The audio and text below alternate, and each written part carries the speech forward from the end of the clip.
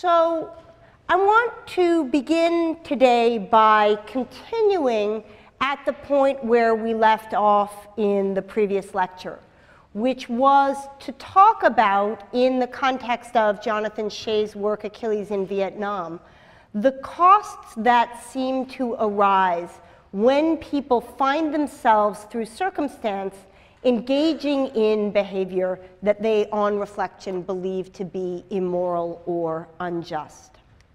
So in 1961, in newspapers throughout the New Haven area, the following advertisement appeared. It said, "Public announcement, we will pay you $4, that was quite a bit of money at that time, $4 for 1 hour of your time, persons needed for a study of memory. We will pay 500 New Haven men to help us complete a scientific study of memory and learning. The study is being done at Yale University. Each person who participates will be paid $4 plus 50 cents in car fare for approximately 1 hour's time. We need you only for that 1 hour. There are no further obligations. You may choose the time that you would like to come, evenings, weekends, or weekdays." And then the ad continued by saying that no special training, education, or experience was needed, that they wanted factory workers, city employees, laborers, barbers, businessmen, clerks, professional people, telephone workers, construction workers, salespeople, white-collar workers, and others. So when people answered this advertisement, they were invited to come to a building whose exterior should be familiar to you. The building was Lindsley Chittenden Hall. And when they walked into that building, they encountered the study of a gentleman who looked like this. The advertisement that I've just shown you is, of course, the advertisement recruiting subjects to participate in the famous Milgram studies. So the participants filled out the coupon at the bottom of the ad and came to the laboratory in what is now Lindsley Chittenden Hall. The configuration of the building was different then, but the facade was grand and the lab was elegant. When subjects entered the lab, they were told that they would be participating in a study of learning and memory. And they were told that there were two roles that they might play. They might be the teacher, or they might be the learner. But as a matter of fact, when they drew the folded pieces of paper, both of them said teacher, and the other subject who was apparently participating in the study was in fact a collaborator. So when the study was actually carried out, the people who played the role of teacher were 40 men from the New Haven area who had responded to these ads, who ranged in age from 20 to 50, who had a wide range of occupations and education levels. And all of them were told that they were going to engage in a task that involved testing the role of punishment on learning.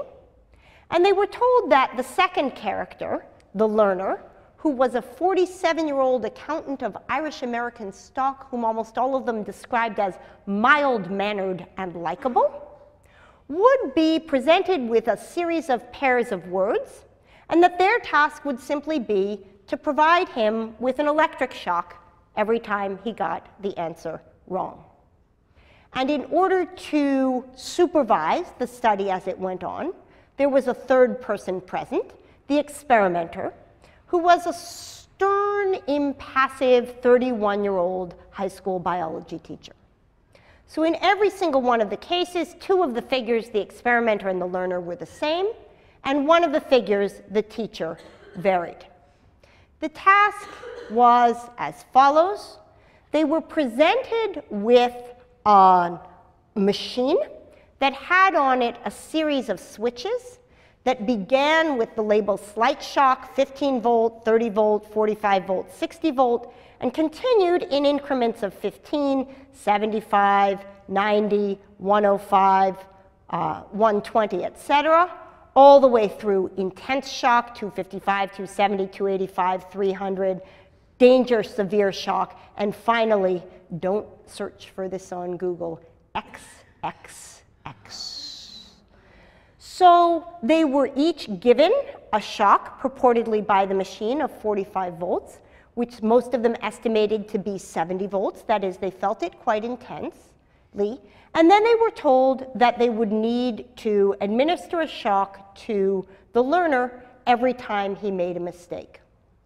Now, before Milgram conducted this study, he surveyed a bunch of Yale senior psychology majors who made predictions about how many shocks the teachers would be willing to give. And as you can see from this graph, the prediction was that no more than 3% of subjects would give shocks at the level 20, which is down at the level of danger, and that virtually no one would go to the highest level. What happened instead, all of you know. With respect to the slight shocks, 15, 30, 45, 60, 100% of the teachers gave them.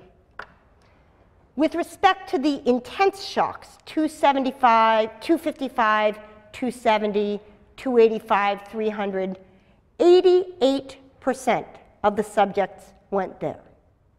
When they expressed dissatisfaction at continuing, they were told by the experimenter, please continue, or the experiment requires that you continue, or it is absolutely essential that you continue, or you have no other choice, you must go on, but no other encouragement was provided. Nonetheless, up to the level danger, severe shock, 68% of the subjects continued, and all the way up to the very last level, 65% continued. This much is frequently emphasized when people discuss the Milgram experiment.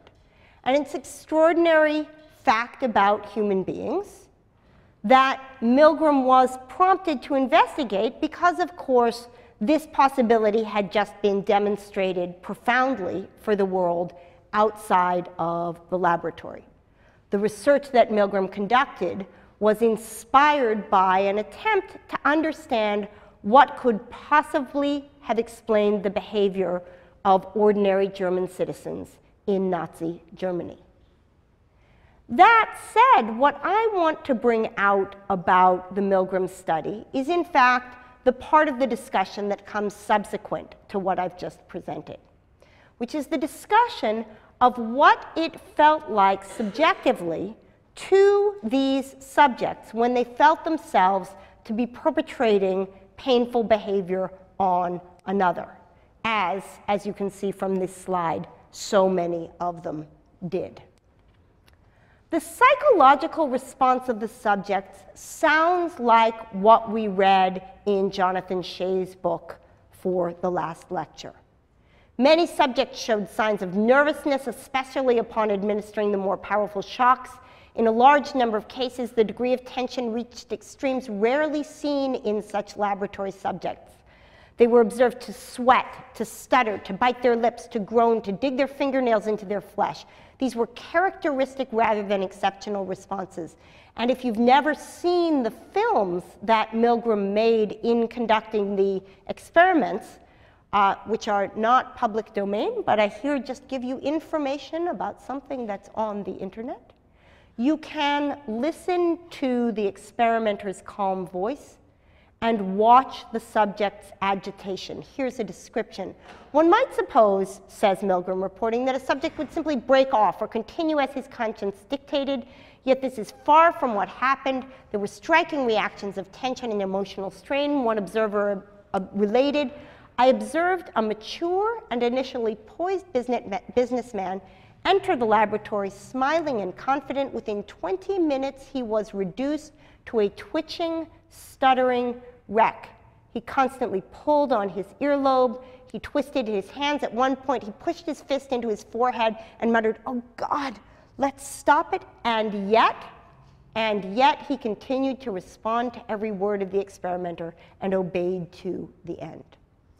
So it's a funny thing about we human creatures, that on the one hand, we seem to have a sense of what we can comfortably put up with. And we have, on the contrary, an ability to go beyond that. That capacity can be exploited for the good or for the bad. Those of you who are on sports teams know the experience of being pushed past what you thought could possibly be your limit, and finding yourself carrying through despite the fact that initially it seemed like something impossible. But it's also the case that things with which we feel repulsion are things that we may find ourselves carrying out. Nonetheless, that carries with it psychic costs, and that's the second answer that I want to give in the context of the lecture on Themis to Glaucon's challenge. I want to turn now to the topic of today's lecture, flourishing and attachment, by actually continuing with a variation on the Milgram studies. Because after Milgram found these results through the 1961 work, he was gripped by the question, under what circumstances was compliance more or less likely? So in a follow-up study done the next year, Milgram explored the question in its most general form as follows. In its most general form, the problem is this. If X tells Y to hurt Z, under what conditions will Y carry out the command of X, and under what conditions will he refuse? In the more limited form possible in laboratory research, the question becomes, if an experimenter tells a subject to hurt another person, under what conditions will the subject go along with this instruction, and under what conditions will he refuse to obey? Milgram set out to test this by varying along a continuum the degree of human interaction in the study. So in one series of studies, the experimenter, the one telling you to continue, was either in the room with you, or on the phone with you, or such that you only received written instructions. And the tendency of subjects to collaborate, to cooperate, to do what was asked of them, declined directly with whether the experimenter was present in the room with them. Likewise, Milgram varied the extent to which the subject received feedback from the person being shocked. Did they receive no feedback, called the remote condition? Did they receive the sort of voice feedback, as in the initial experiments, where you hear the person shouting through the walls, "It's painful, I'm hurting, please stop"? Were they in the room with the subject observing him suffer? Or did they finally, in the most extreme condition, need to take the subject's arm, put it onto a metal plate, and hold it there in order to give him a shock? What Milgram discovered is that although compliance is extremely high when there's no feedback from the sufferer, it's lower when there's voice feedback, lower still when you're in the room with the person you're harming, and lower still when you yourself need to use your body to cause harm. You'll recall in the very first lecture, the introductory lecture, when I was telling you about one of the questions we would discuss this term, that I presented you with something called the trolley problem, a case where a trolley is hurtling down a track and it's headed towards 5 people. And in the first version of that study, I asked you whether it would be morally acceptable to divert the trolley in such a way that it went onto a track where there was only 1 person. And most of you thought that was all right. In the second variation of the study, I asked you whether it would be okay to stop the trolley by pushing into the track of the trolley a fat man who was standing next to you on a bridge overlooking the tracks. And most of you thought that was not okay. There's something in the human perception of our interactions with one another that seems to give rise to anxiety in the face of caused harms whose consequences we see. Milgram articulates it thus. He says, in the remote and to a lesser extent the voice feedback condition, the victim's suffering possesses an abstract remote quality for the subject. He's aware, but only in a conceptual sense. His reason knows, in Plato's terminology, but the other parts of his soul haven't registered what's going on. This phenomenon, Milgram continues, is common enough. The bombardier can reasonably suppose that his weapons will inflict suffering and death. In fact, they do just as good a job killing people as bayonets do. But this knowledge is divested of affect and does not move him to a felt emotional response to the suffering of his actions. Similar observations have been made in wartime. Visual cues associated with the victim's suffering trigger empathic responses in the subject and provide him with a more complete grasp of the victim's experience. And it turns out that one of the major strategies in Nazi Germany to enable people to commit harms against their neighbors was to use a language of dehumanization that referred to the groups being harmed, the Jews, the gypsies, the homosexuals, as non-human in some way. When we perceive another as human, it is difficult to overcome the tendency not to want to harm them.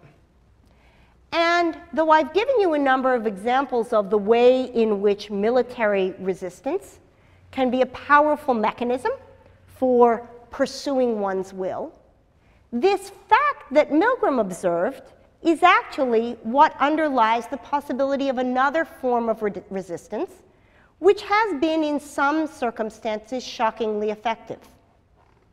Here's Gandhi engaging in nonviolent protests in India in the 1940s. Here's a sit-in at the lunch counters in Selma, Alabama in 1963. And here, of course, is one of the most famous pictures of the last 2 decades. An individual standing alone before tanks in a way that causes them to halt their motion in Tiananmen Square. So what is it about human beings that makes it easier for us to avoid demands when the person making the demands of us isn't present, and harder for us to carry through demands when we have to look face to face at the person we are harming? Well, what it is about human beings is the unsurprising fact that we are fundamentally deep down and profoundly social entities. And we're social entities in a way that is continuous with our non-human primate ancestors.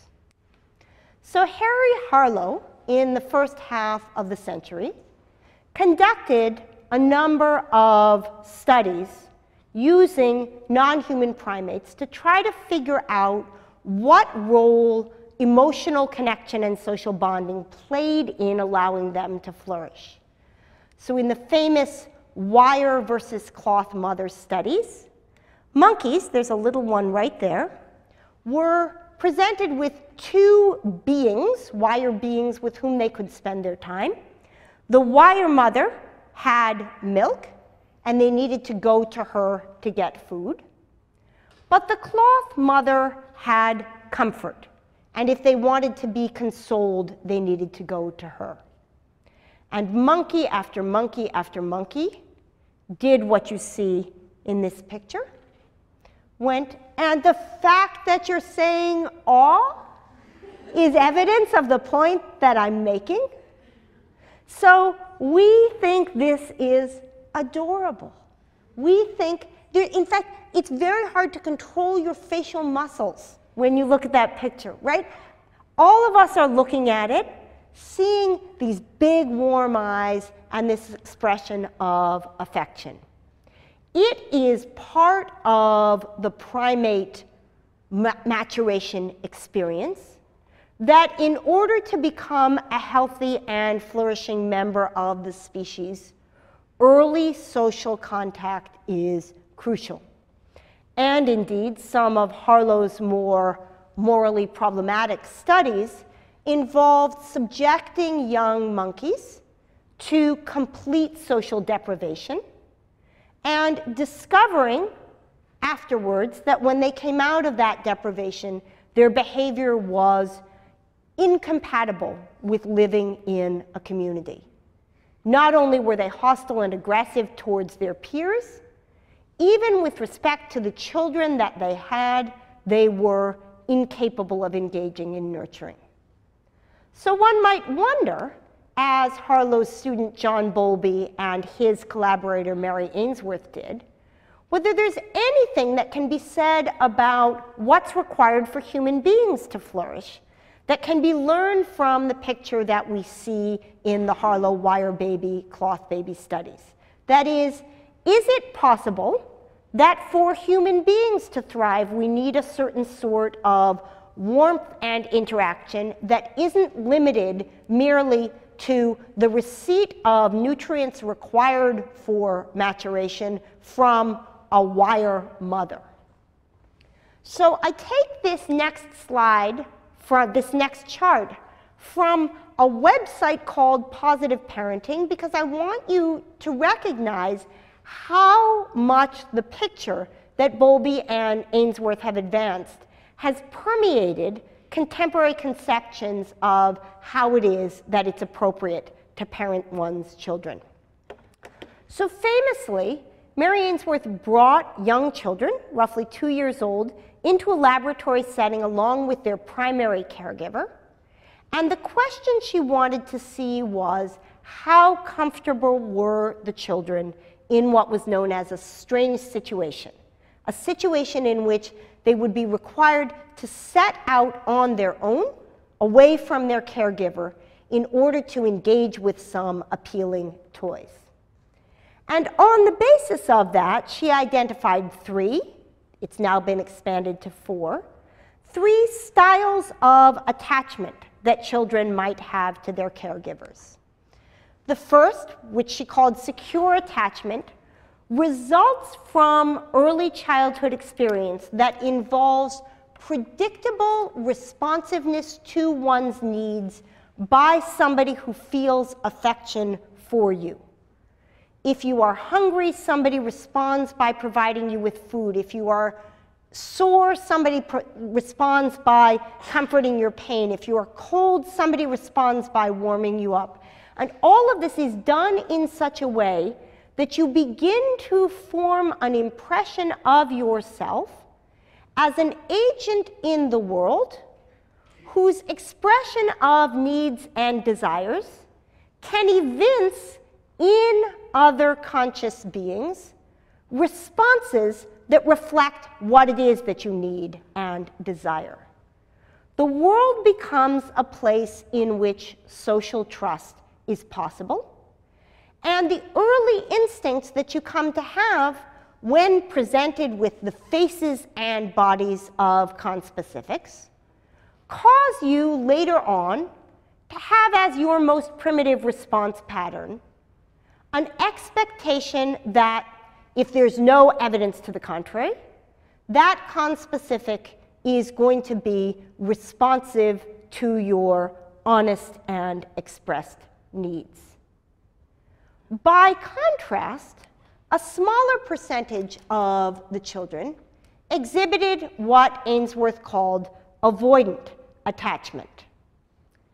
They were unwilling to explore the room, and they were unwilling to do so, hypothesized Ainsworth, because their early childhood experience had been one with a disengaged or distant caregiver. Upon expression of need, there was no sense that if there's a social other, that social other will respond to what it is that you are asking for. So there's a sense that develops that the world is not a safe and cooperative place. The third group were children that she called ambivalently attached. Ambivalently attached children experienced a regimen of response, which was sometimes in keeping with what they asked, and sometimes ignoring them entirely. So although they didn't have the sense that the world never does what you ask it to, they did have the sense that the world doesn't reliably do what you ask it to.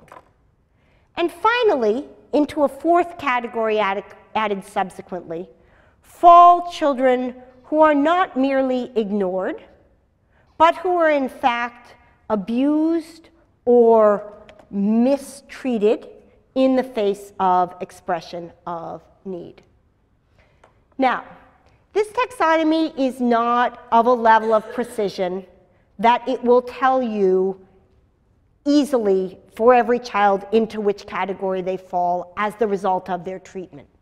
There are lots of issues about innate dispositions that children have, and there are lots of cases where it might not be clear how to put children into this taxonomy.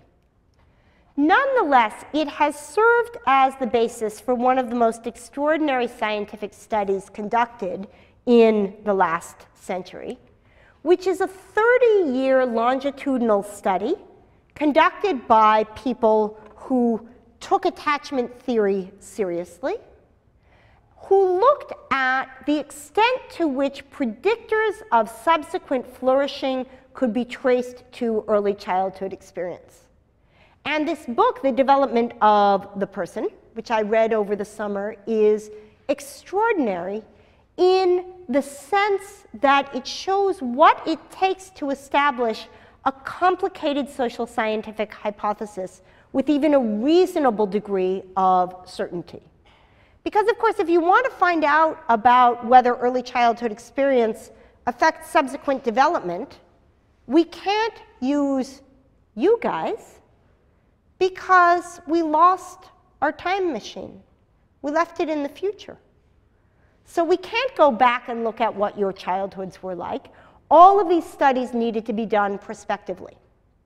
So what this group did was to study hundreds and hundreds and hundreds of children with incredible effort to follow them even when they moved away. And the basic conclusion that they draw, the book is several hundred pages long, but the basic conclusion that they draw confirms the thesis that attachment theory hypothesizes. That early childhood experience, and particularly early childhood experience of a trusting and responsive relationship, significantly shapes later patterns of response to the world. But of course, we've heard that before.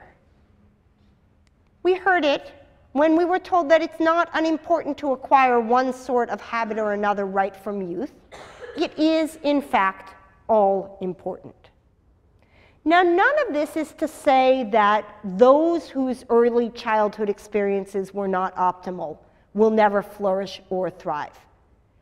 The human spirit is remarkably resilient, and it is possible through certain kinds of therapeutic interaction or certain kinds of cultivation of other trusting relations to overcome early childhood deprivation.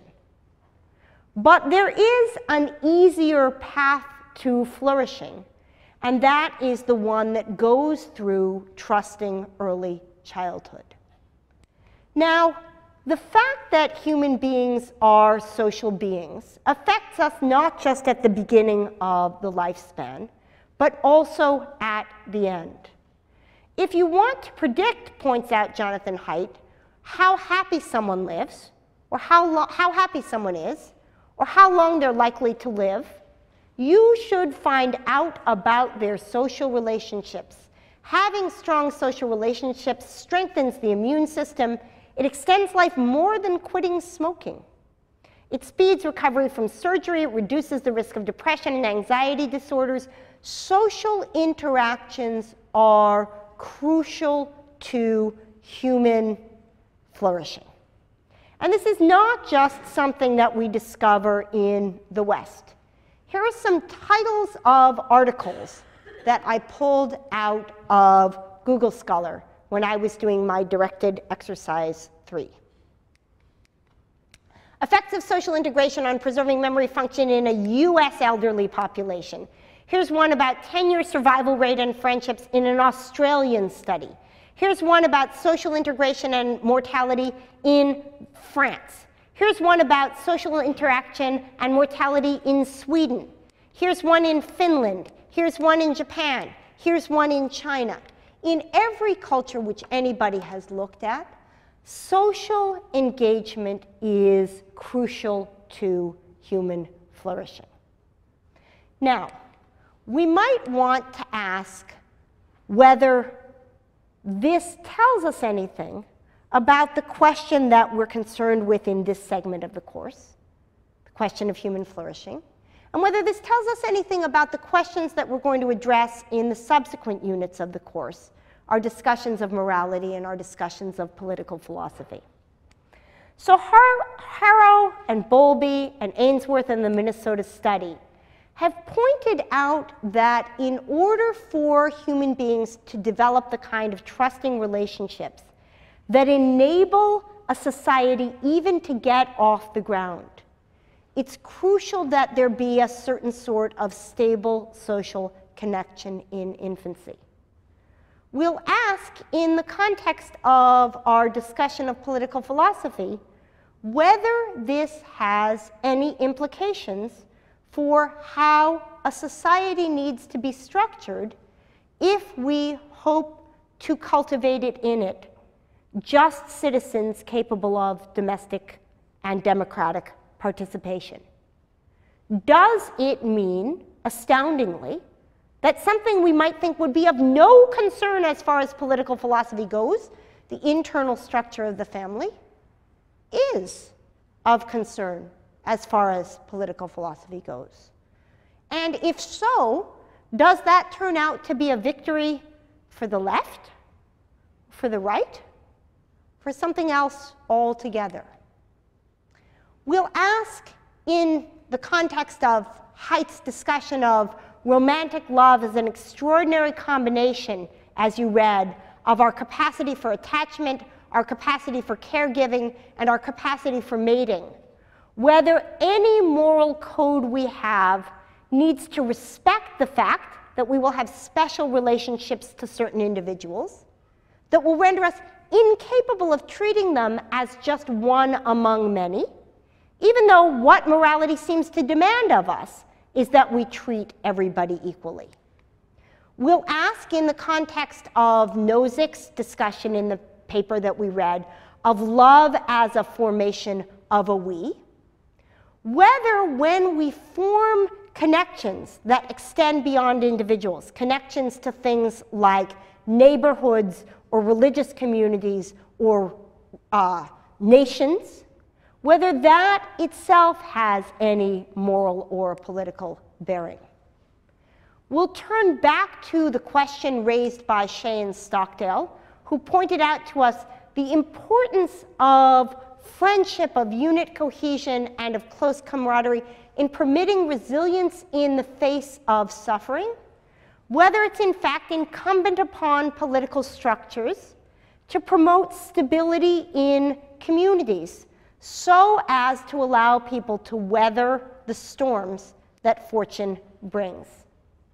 And in so doing, we'll be able to make sense of this extraordinarily strange phenomenon, which is that Aristotle's Nicomachean Ethics, a book about ethics that grounds the Western ethical tradition, includes within its 12 chapters 2 full chapters devoted to the question of friendship, in which Aristotle begins by pointing out that if you are young or if you are old, if you are rich, if you are poor, if you're at a time of your life when things are going well, or if you're at the time of your life where things are going badly, nothing plays a more central role in allowing you to flourish than friendship does. So thanks to all of you for coming by for an extra lecture. I'm happy to take questions, though technically we've come to the end of the 50 minutes that we were allotted. But I'm happy to answer questions because there's no deadline. Hello, yeah. Yes? No, people can go. Ask your question, I'd love to answer it.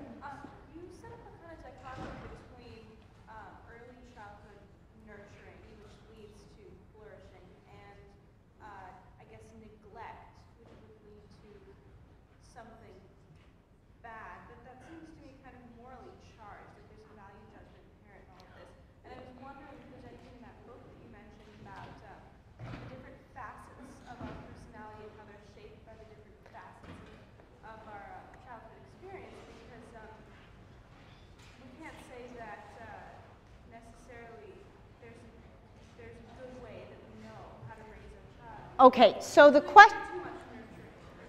question was, look, I made a statement that a certain kind of early childhood nurturing seems to lead to social capabilities of a certain kind, whereas early childhood neglect seems to lead to social disabilities. In making that statement, A, am I making a value judgment that's illegitimate about how we want to be able to function in society? B, am I making a value judgment that's illegitimate about what's appropriate in child rearing? So let me turn to the second first. The claims about early childhood nurturing that are made here are primarily about roughly the first 18 months of life. There is great dispute here on campus and elsewhere about what is appropriate after those first 18 months. But there seems to be pretty clear evidence, both domestically and cross-culturally, that during the first 18 months, the idea of too much nurturing, too much responsiveness is one on which it's hard to get a handle. That is, being such that your needs are responded to seems to be a way of promoting stability and trust. Okay, back to your first question. Are we making value judgments about what it's like to be a good person when we say we're looking to cultivate in ourselves the possibility of trust and connection instead of a life of distrust? I suppose there are circumstances, societies in which being trusting would be a detriment. Being able to respond to somebody without constantly being on guard would be dangerous. And in those circumstances, it would perhaps make sense to cultivate a different kind of early childhood experience. Whether that shows that we've found two equally good forms of flourishing is something we'll talk about when we talk about moral relativism in a few weeks. Good, thanks.